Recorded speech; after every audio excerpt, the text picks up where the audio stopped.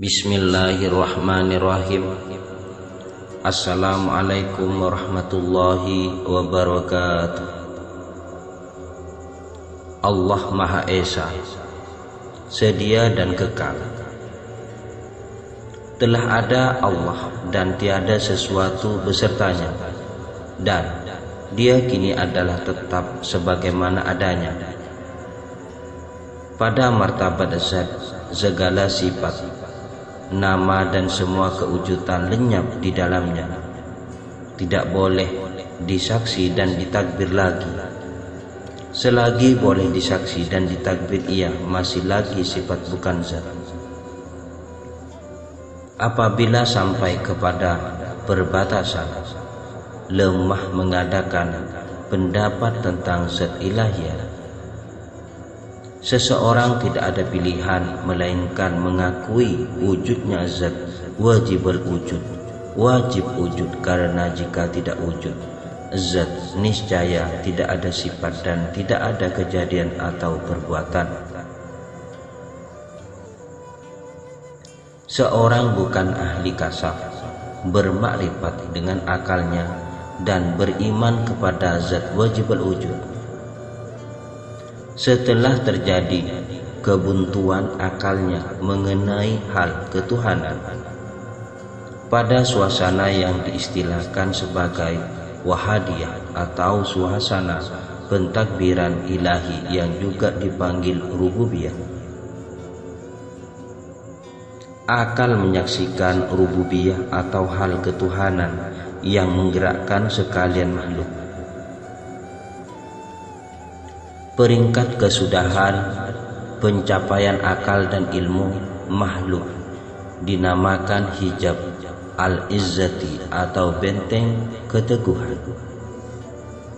Ilmu sekalian orang alim dan arif terhenti di sini.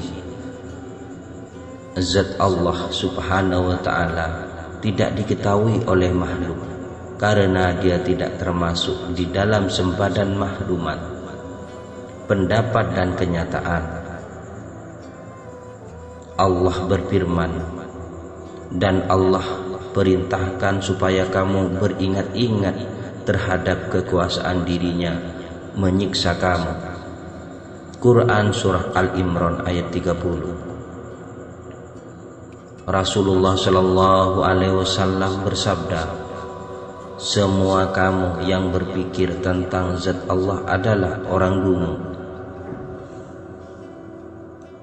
Percobaan akal untuk menembusi hijab keteguhan adalah sia-sia.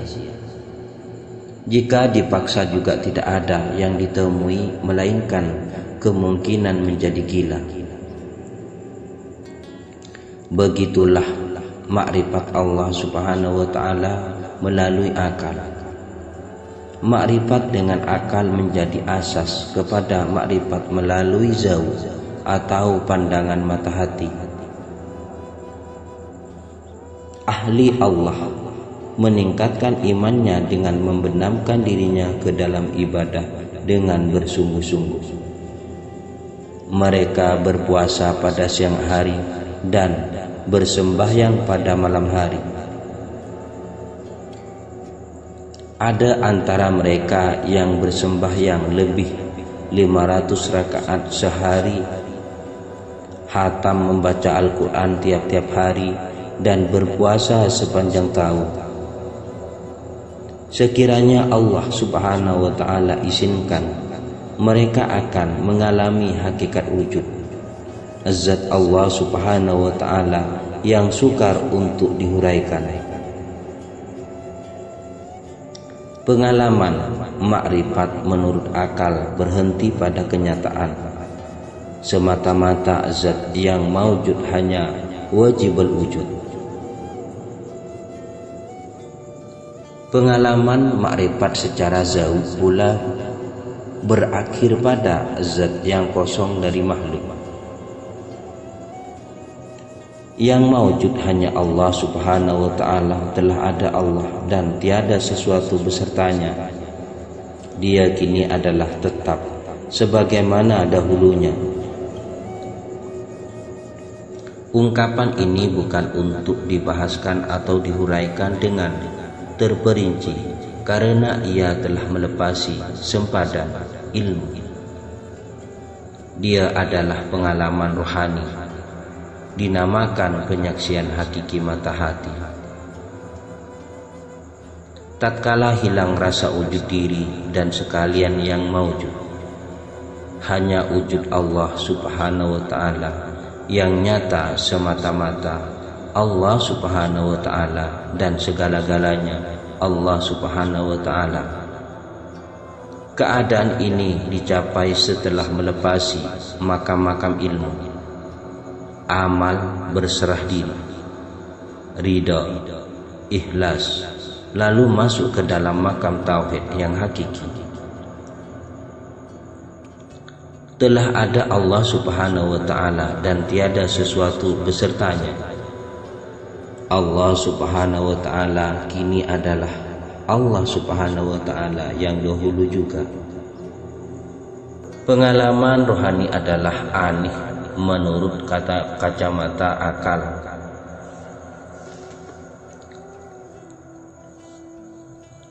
Pengalaman rohani adalah aneh menurut kacamata akal.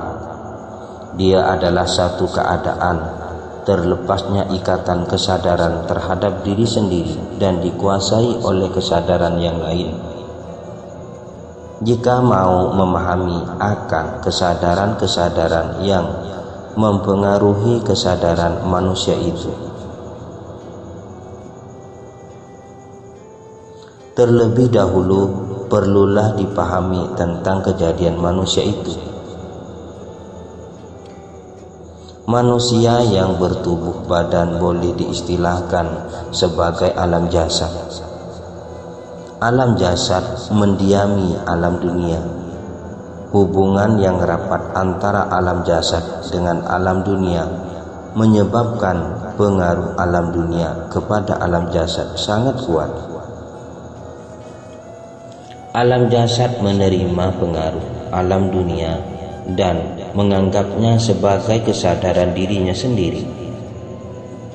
Dia tidak dapat lagi membedakan antara kesadaran jasad yang asli dengan kesadaran duniawi yang menguasainya. Alam dunia pula berada di alam malakut, alam malaikat. Alam malakut menguasai alam dunia dan alam jasad. Tenaga malaikat-malaikat menjadi tenaga kepada dunia dan jasad yang menyebabkan dunia dan jasad boleh bergerak.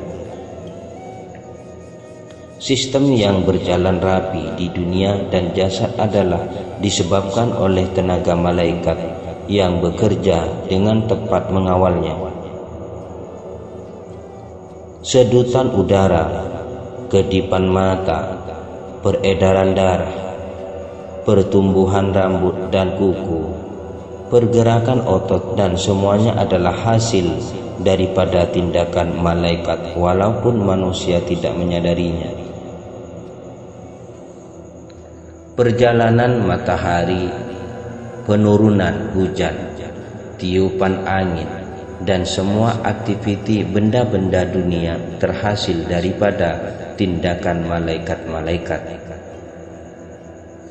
Perkaitan antara jasad, dunia, dan malakut adalah umpama sebatang pokok kelapa di atas sebuah pulau di dalam laut.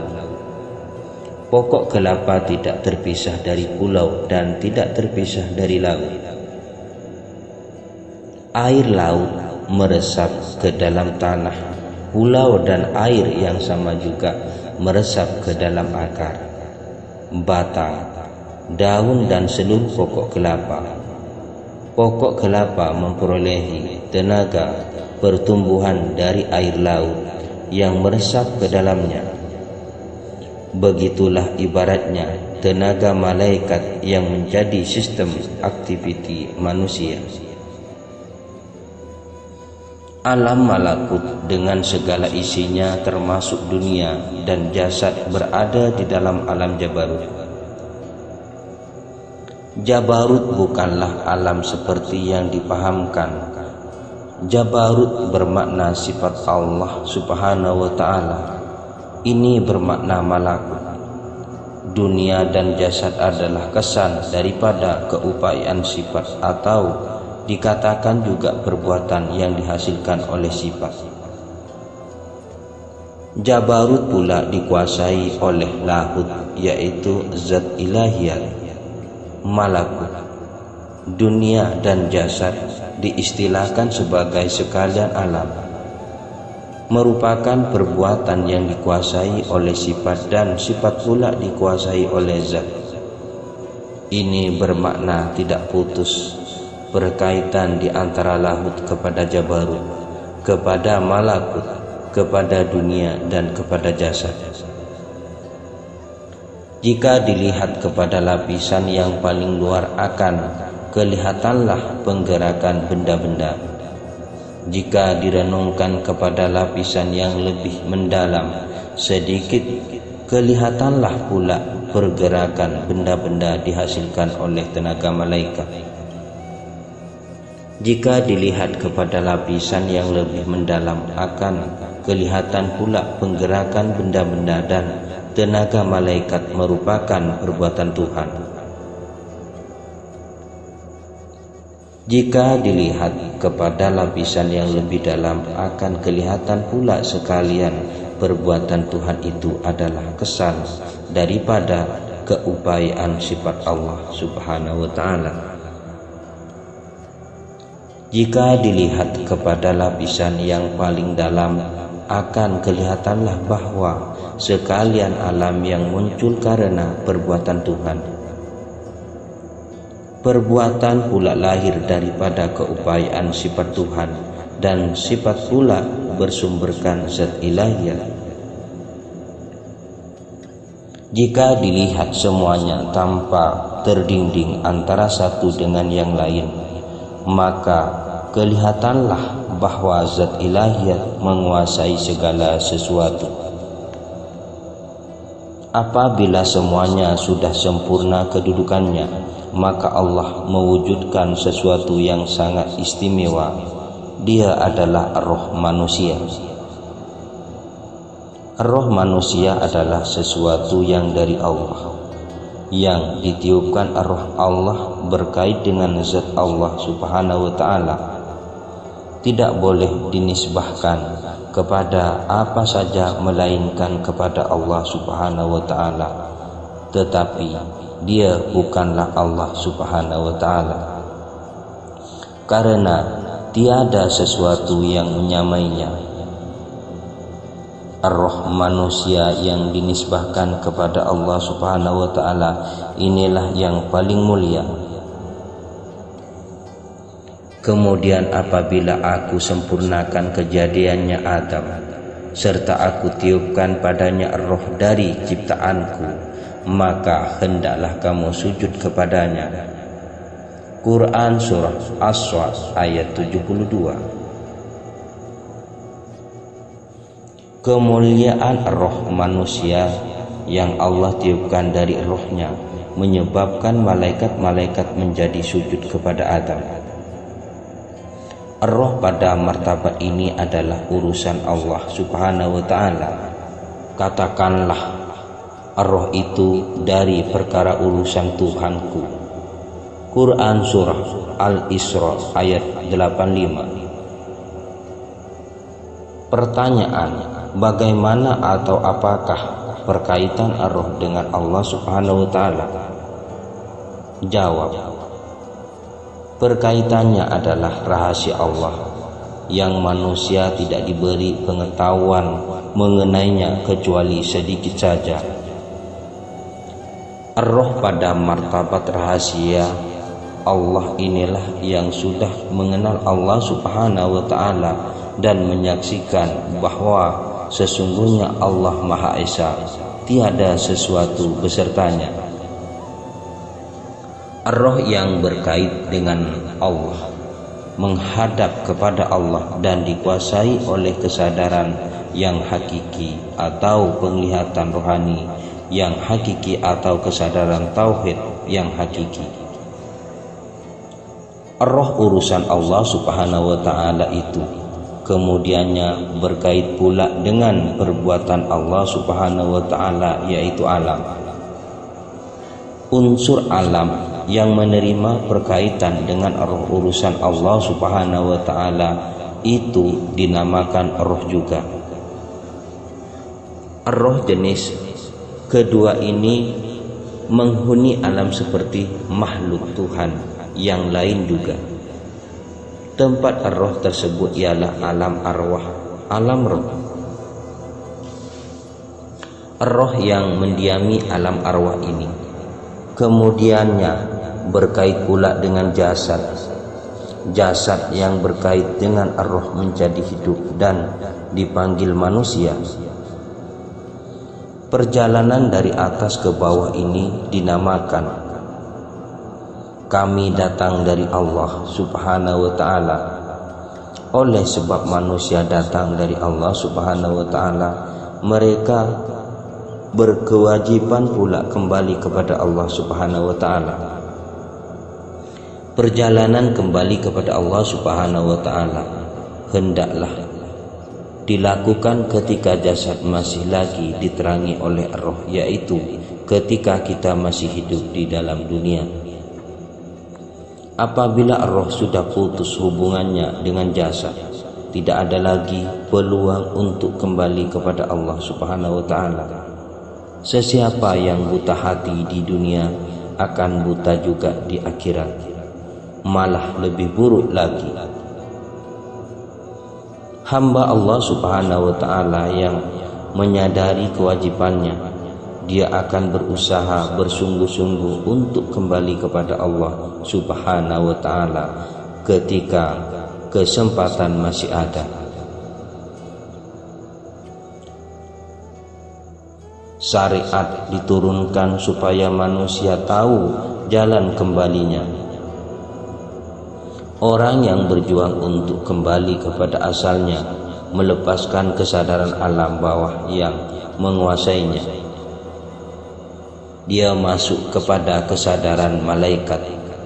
Kemudian dia keluar dari kesadaran malaikat dan masuk kepada kesadaran roh yang murni.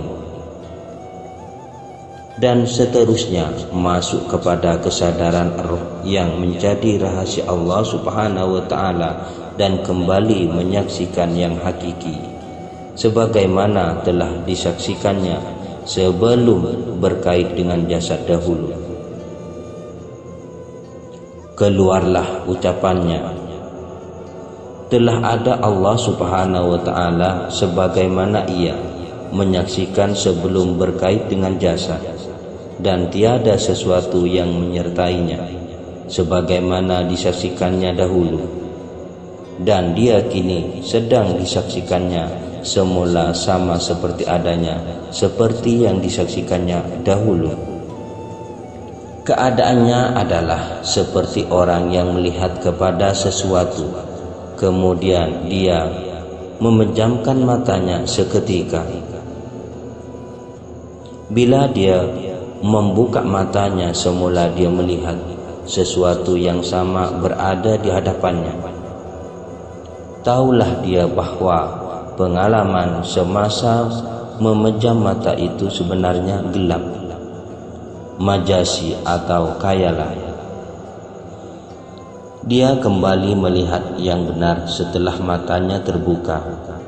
Jadi seseorang hanya boleh melihat yang hakiki setelah kembali kepada keasliannya, yaitu dia kembali melihat dengan penyaksian hakiki mata hati. Nasihat ini walaupun pendek, tetapi menggambarkan perjalanan datang dan pergi yang sangat jauh, bermula dari Allah sampai kepada dunia dan jasad, kemudian kembali semula kepada Allah Subhanahu wa ta'ala. Perjalanan yang telah diceritakan tersebut adalah pengalaman rohani, bukan perpindahan jasad dari satu tempat kepada tempat yang lain. Orang yang sedang mengalami hal yang demikian masih berada di bumi, masih bersifat sebagai manusia, bukan gaib daripada pandangan orang lain. Hanya perhatian dan kesadarannya terhadap yang selain Allah gaib dari alam perasaan hatinya. Pengalaman rohani tersebut memberinya kepahaman dan pengenalan tentang Tuhan. Ma'rifatullah melalui pengalaman rohani jauh lebih kuat kesannya kepada hati daripada ma'rifatullah melalui pandangan akal. Akal yang mengenali Allah Subhanahu wa ta'ala bersifat maha melihat dan mendengar, melahirkan kewaspadaan pada tindakan dan tingkah laku. Makrifat tentang Allah maha melihat dan mendengar yang dialami secara kerohanian akan menyebabkan gemetar dan perasaan hati, sehingga ketara pada tubuh pada seperti pucat mukanya dan menggigil tubuhnya. Pengalaman kerohanian tentang Allah Maha Esa menanamkan pengertian pada hati mengenai keesaan Allah Subhanahu wa ta'ala. Pengertian yang lahir secara demikian menjadi keyakinan yang teguh, tidak boleh dibahas atau ditakwilkan lagi. Sekian, terima kasih. Assalamualaikum warahmatullahi wabarakatuh.